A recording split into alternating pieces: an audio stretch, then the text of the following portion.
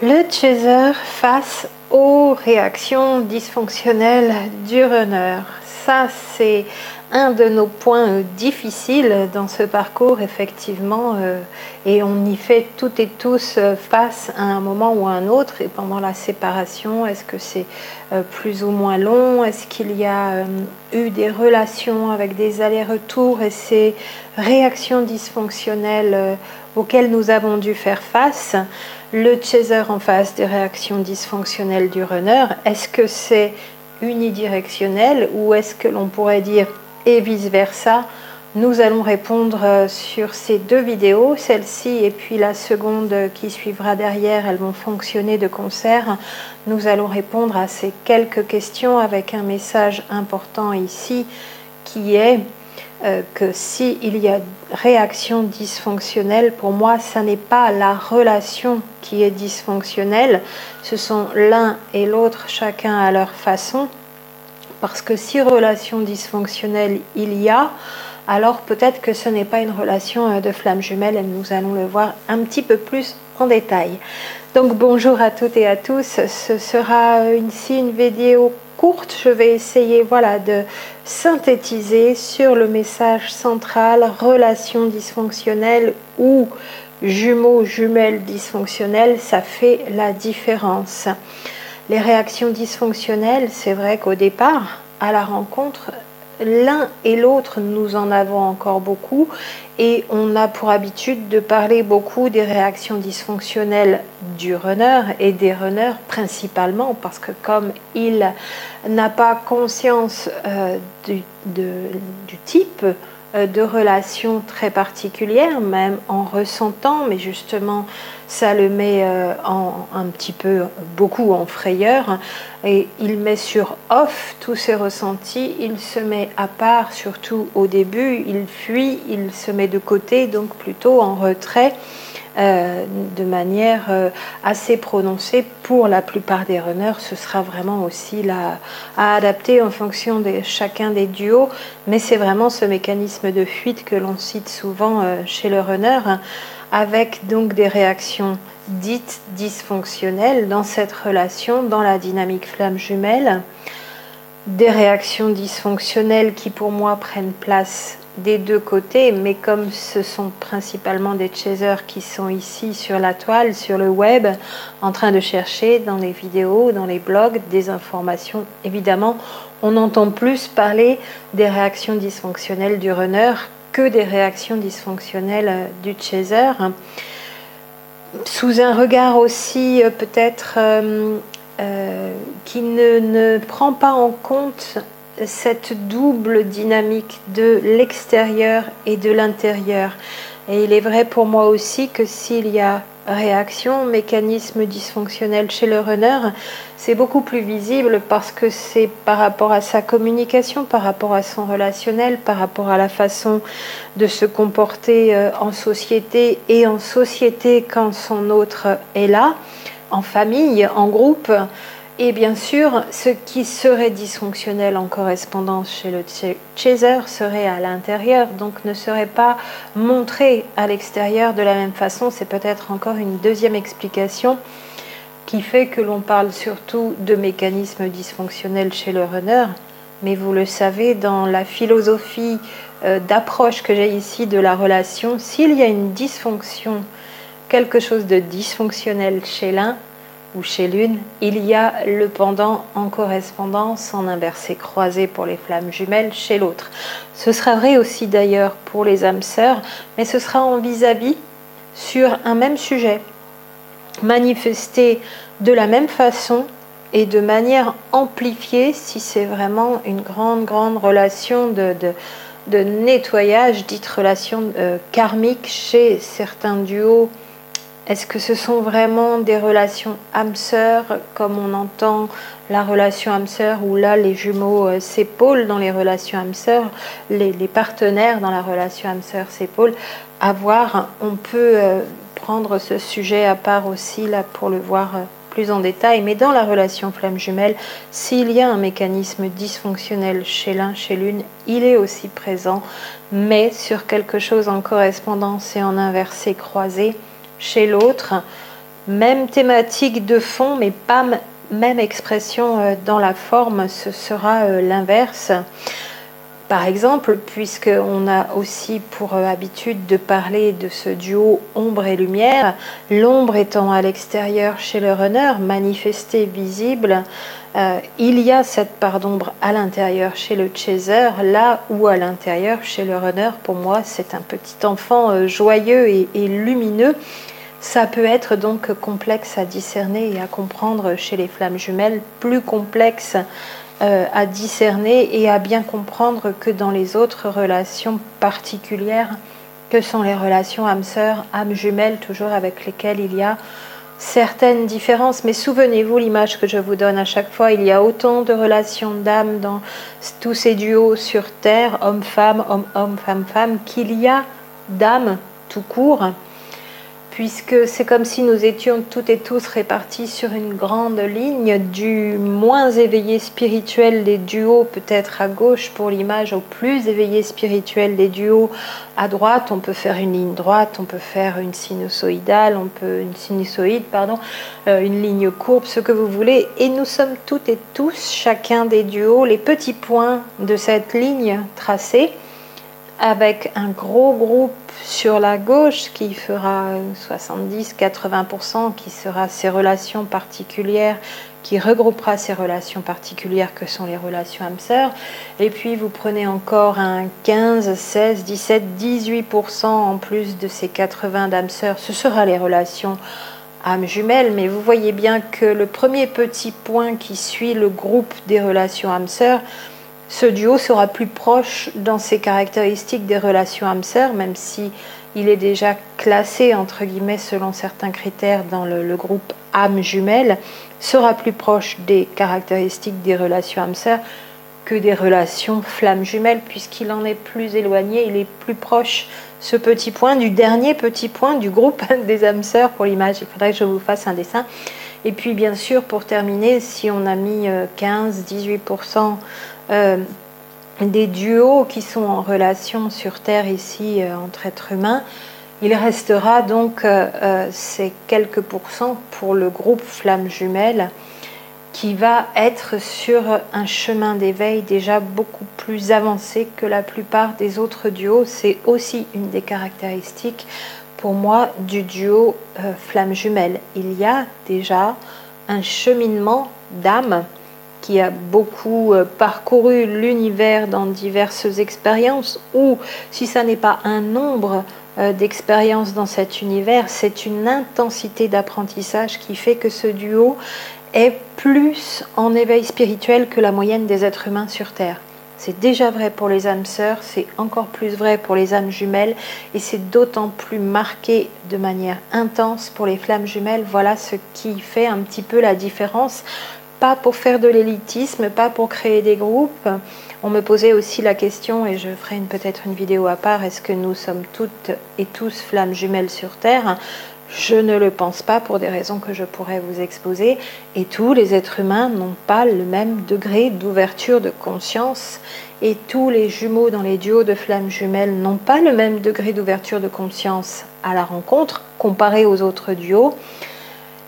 Il n'y a pas non plus sur certains points à l'extérieur le même degré d'ouverture de conscience chez le runner et chez le chaser, mais c'est inversé. Ce qui n'est pas chez l'un sera chez l'autre, et ce qui est chez l'autre sera chez l'un. Souvenez-vous, à chaque fois, pour moi, il y a la correspondance. C'est pas que je veuille en théorie vraiment toujours faire coller cette trouvaille que j'aurais faite, c'est que je le constate, et que ça ne peut être un duo de flammes jumelles que si il est déjà potentiellement en équilibre, parce qu'il a déjà chez l'un et l'autre des individus, des jumeaux, les mêmes informations. Il y a déjà chez l'un et l'autre des individus les mêmes informations. C'est cette petite vidéo du tout début de la chaîne que je vous avais faite sur la même longueur d'onde, une sinusoïde d'ailleurs, où on pourrait prendre le chaser en haut, le runner en bas, et puis le haut de la sinusoïde, ce sont les informations visibles que porte le chaser, mais il porte les informations invisibles en invisible chez lui, qui sont les informations visibles du runner, et vice versa. Encore une fois, un petit dessin sera le bienvenu. Dysfonctionnel. Il y aura donc l'autre vidéo en correspondance avec le runner face aux réactions dysfonctionnelles du chaser, puisque ça existe bien chez les deux, pour le dire tout de suite. Qu'appelle-t-on réaction ou mécanisme dysfonctionnel, pour savoir de quoi on parle aussi? C'est quelqu'un donc qui a des réactions dysfonctionnelles, quelqu'un qui a un fonctionnement troublé, perturbé. On pourrait dire qui n'est pas en harmonie, qui n'est pas en équilibre, qui a des réactions désadaptées, des comportements, des attitudes, des mots, des pensées, des actes qui ne sont pas ajustés, pas adaptés, qui ne sont pas dans la conscience. Alors attention, si ça va jusqu'à ne pas être respectueux, ne pas prendre conscience de l'autre et de ses besoins, nier les besoins de l'autre, ce sera déjà là de la violence psychologique si c'est irrespectueux, désobligeant, blessant dans la violence psychologique. Attention, pour moi, vous n'êtes pas dans une relation flamme jumelle avec un jumeau. Ça n'existe pas, et je vais même être ferme là-dessus, ça n'existe jamais, surtout pas non plus dans les gestes. Vous n'êtes pas en face de votre jumeau ou de votre jumelle s'il y a eu ce genre de débordement, même une seule fois, posez-vous déjà la question. Et si plusieurs fois, c'est clair et net.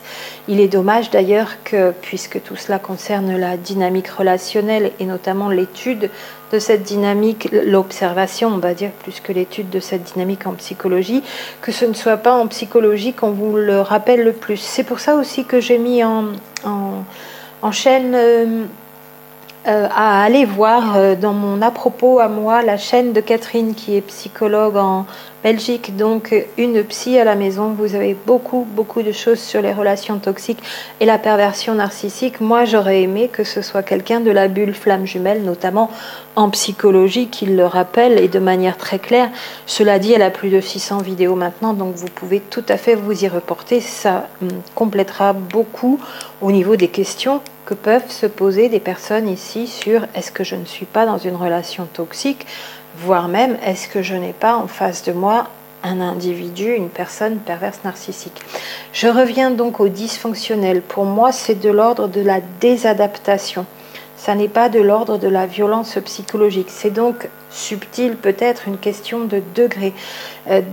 Ces réactions inadaptées de l'un et de l'autre, et du runner en l'occurrence ici, puisque nous sommes en train de voir ce cas précis, ce sont comme des réflexes conditionnés, puisque mécanismes, par exemple comme le mécanisme de contrôle chez le chaser et le mécanisme d'évitement chez le runner qui implique la fuite, qui donne comme conséquence la fuite du runner. Si on s'arrête un instant à ces mécanismes de contrôle ou d'évitement comme réaction inadaptée, on constate là que si le chaser est contrôlant à certains égards, n'est-ce pas pour ça que le runner fuit? Voilà une aparté intéressante, parce que son mécanisme du runner finalement se fait en fonction du mécanisme du chaser. Intéressant regard peut-être à porter.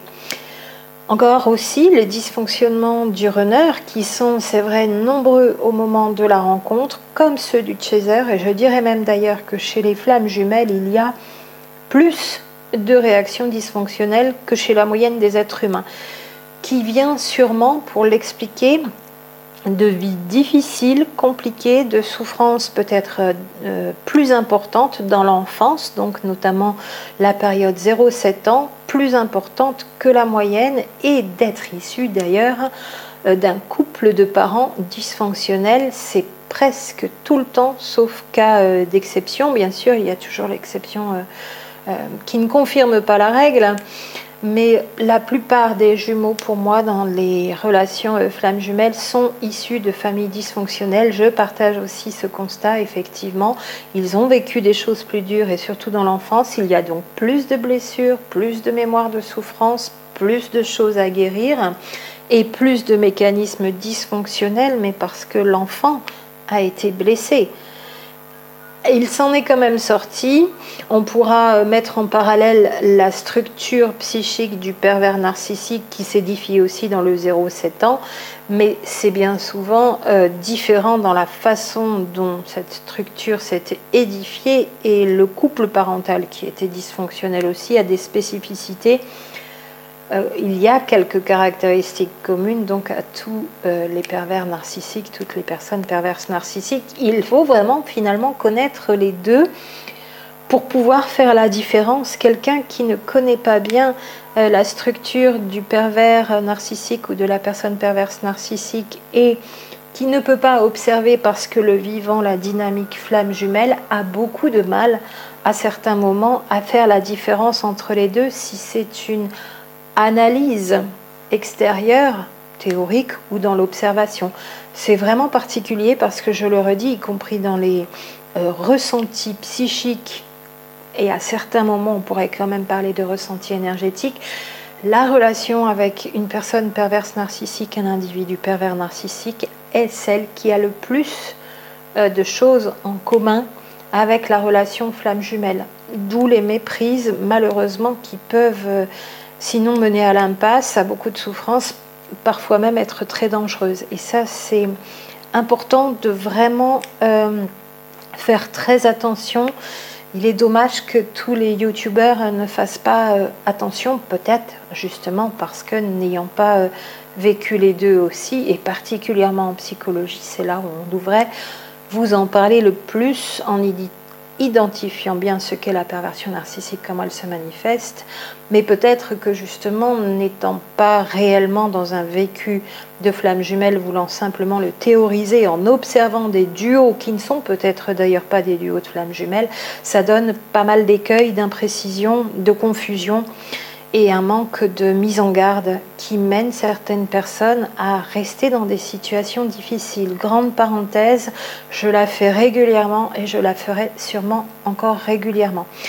Alors ces dysfonctionnements du runner qui sont très nombreux au moment de la rencontre, les mêmes chez le chaser mais en manifestation sous d'autres aspects qui sont aussi très nombreux à la rencontre, nous amène quand même, puisque nous nous rencontrons à partir d'un certain âge, plus de 40 ans pour moi, pour la plupart des duos, à être prêts à guérir enfin ces dysfonctionnements qui ne sont plus aussi proéminents que dans nos premières parties de vie, puisqu'on a déjà intégré au long du temps, au long des décennies, certaines leçons de la vie. On a déjà effectué beaucoup de compréhension dans beaucoup de domaines au long des expériences de vie. Quels sont-ils, pour en citer quelques-uns, de ces dysfonctionnements, de ces réactions dysfonctionnelles chez le runner? Il y a donc dans ces comportements dysfonctionnels qu'on lui attribue, un des tout premiers qui est celui du mécanisme d'évitement, celui de prendre la fuite par peur du rejet. C'est une blessure à guérir, de communiquer aussi de manière très émotive et de parfois être assez radical en coupant la communication, voire même de se taire, de ne pas répondre. On pourrait appeler ça du mutisme. Alors attention encore là aussi, le pervers narcissique utilise à certains moments, plus ou moins souvent, aussi le mutisme pour punir l'autre dans la relation et pour le mettre dans un grand mal-être. Ça ne se manifestera pas non plus de la même façon, il y a des nuances et des différences et vous n'allez pas derrière avoir le même ressenti et les mêmes questionnements. La perversion narcissique, vous savez faire la différence une fois que vous êtes à l'écoute de votre ressenti, même si vous n'êtes pas sûr, vous avez déjà des indices. Elle vous pompe l'énergie, cette relation. Vous descendez, vous descendez, vous descendez. Votre vie est bloquée. Pas comme une forte énergie entre jumeaux qui, pendant un temps, vous mettrait à distance et vous mettrait dans des grands questionnements. Mais parce que vous devenez dépressif, dépressive dans une relation avec une personne perverse narcissique, avec un vampirisme énergétique, votre énergie est vampirisée. Aspiration psychique, il joue avec vous, elle joue avec vous, elle vous fait descendre vers le bas, cette personne et cette relation. Ça n'existe pas comme ressenti si vous êtes bien à l'écoute dans la relation flamme jumelle. J'aime à le préciser, nous sommes sur un thème justement de fonctionnement inadapté, de réaction et de mécanismes dysfonctionnels. C'est vraiment encore là le moment de le préciser. Je ne le repréciserai pas dans la seconde vidéo suivante en correspondance, il vous faudra reprendre celle-ci, je vous y reporterai, donc je vous repréciserai que vous pouvez vous y reporter dans la suivante. Attention à ces baisses d'énergie à un niveau vibratoire. La relation flamme jumelle, même dans tout le parcours de séparation, même dans les incompréhensions, vous êtes avec cette nouvelle énergie d'amour qui vous a touché en plein cœur au moment de la reconnaissance de ce jour de la reconnexion, et il ne vous quitte plus. Il peut subir des fluctuations aussi, cet amour, en fonction de vos mécanismes dysfonctionnels résiduels, d'ailleurs, à vous aussi, chaser principalement ici qui écoutez, et aussi runner. Mais ça ne vous met pas dans une dépression qui vous met dans une baisse d'énergie, baisse de taux vibratoire énorme. Il se retranche souvent aussi derrière un faux self, le runner, dans les mécanismes dysfonctionnels que l'on peut lister sur l'extérieur, donc à un niveau social, à un niveau professionnel, mais aussi dans sa façon de se comporter avec vous si vous êtes en groupe, et notamment au début, mais jamais d'irrespect, jamais désobligeant, jamais blessant, jamais dans la violence psychologique, c'est différent. Il est important de reprendre les éléments de votre relation sans vous voiler la face, et peut-être, si besoin, donc de faire appel à un thérapeute extérieur qui connaisse bien les deux relations, à la fois flamme jumelle et à la fois la relation très très toxique avec pervers narcissique. Ce runner, il s'adapte aussi à outrance à ses interlocuteurs dans son relationnel social, entre une façon naturelle qu'il a adoptée depuis l'enfance de s'adapter, et aussi parfois par calcul, pour faire plaisir, par facilité, pour être aimé. Il sait créer un personnage toujours aimable, sympa, cool, un personnage aimable pour être aimé, par peur du rejet, encore et toujours. C'est pareil aussi, ce mécanisme chez lui qu'en amour.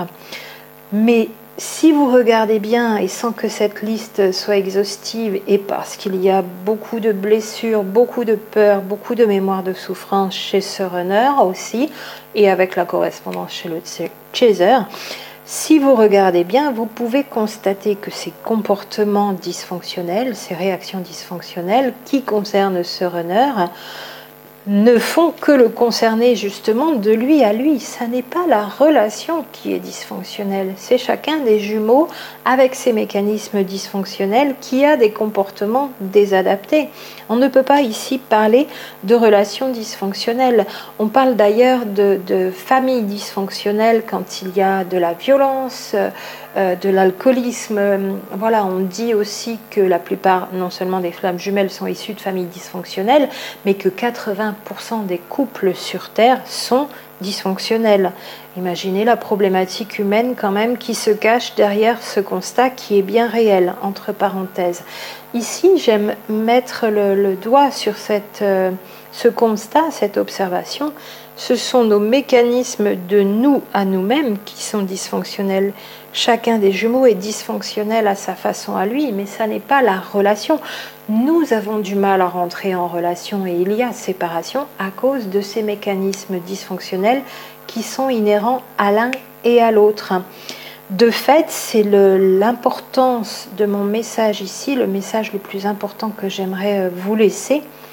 Si ça n'est pas la relation qui est dysfonctionnelle, mais chacun des jumeaux à sa façon, avec ses propres mécanismes inadaptés, désadaptés, c'est de la responsabilité de chacun.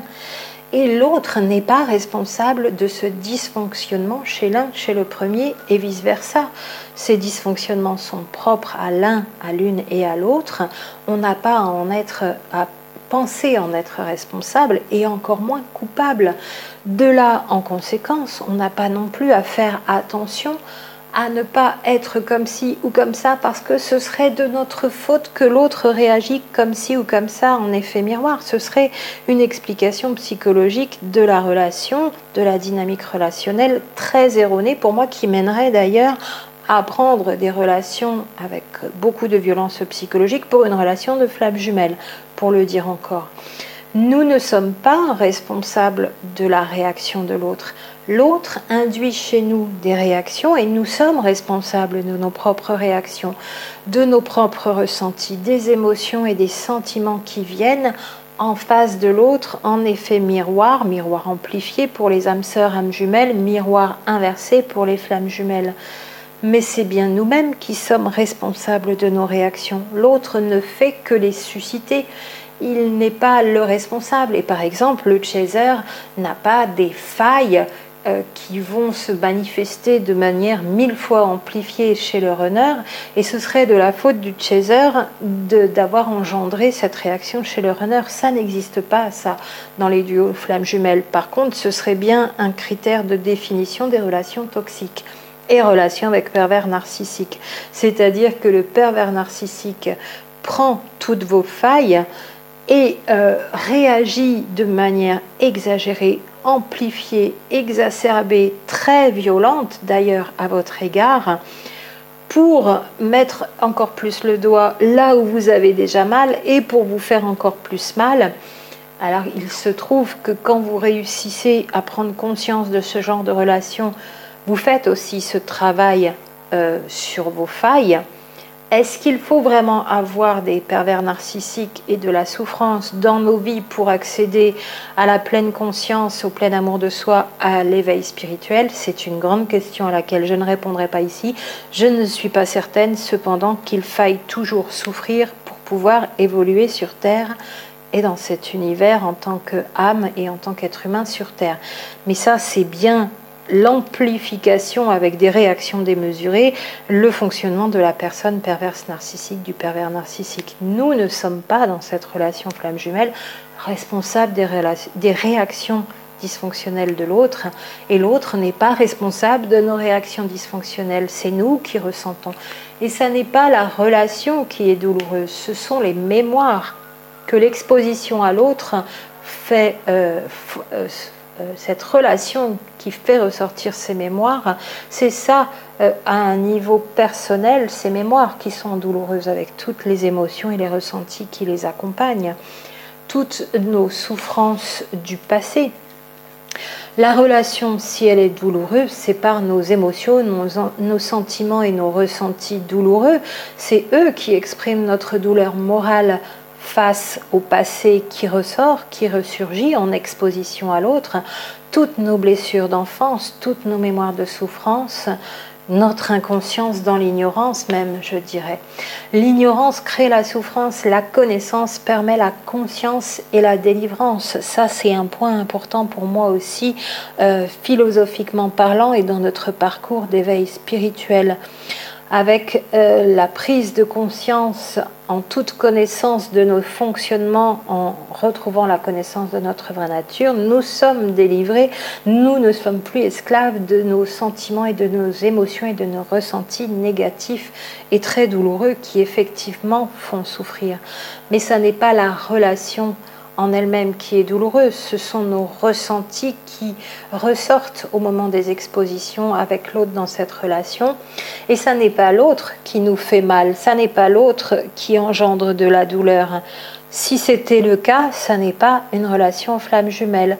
Et nous avons aussi là tellement perdu la mémoire que ce sont des épreuves dans nos vies qui nous ramènent à la fois à redécouvrir notre vraie nature divine, toujours et encore, et la foi engendre la confiance qui elle-même nous permet d'être de nouveau baignés d'amour, dans ce ressenti d'amour.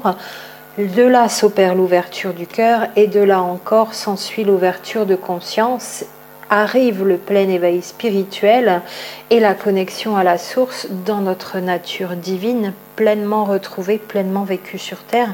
Voilà ce qui se passe par rapport à ce parcours à guérir nos blessures et nos souffrances en mettant, ce sont nos réactions dysfonctionnelles donc qui mettent le doigt sur ces mémoires de souffrance et ces blessures d'enfance.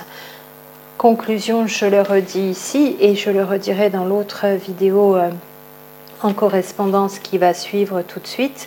Ça n'est pas l'autre qui nous fait mal, ça n'est même pas quelque part la relation qui est douloureuse, ce sont bien nos émotions, nos sentiments et nos ressentis négatifs qui ressortent à l'exposition de ces mémoires du passé qui nous renvoient à nous-mêmes. Ça n'est pas l'autre qui est responsable de ce que nous ressentons, c'est nous-mêmes et uniquement nous-mêmes. Ça n'est pas l'autre qui nous fait souffrir, ce sont uniquement nos propres ressentis qui nous mettent dans la souffrance. Sommes-nous obligés de continuer à souffrir? Vous pouvez vous poser la question aussi pour vous-même. On va reprendre donc de la même façon le runner face aux réactions dysfonctionnelles du chaser dans la vidéo suivante en correspondance. Et pour faire l'équilibre, je vous retrouve tout de suite.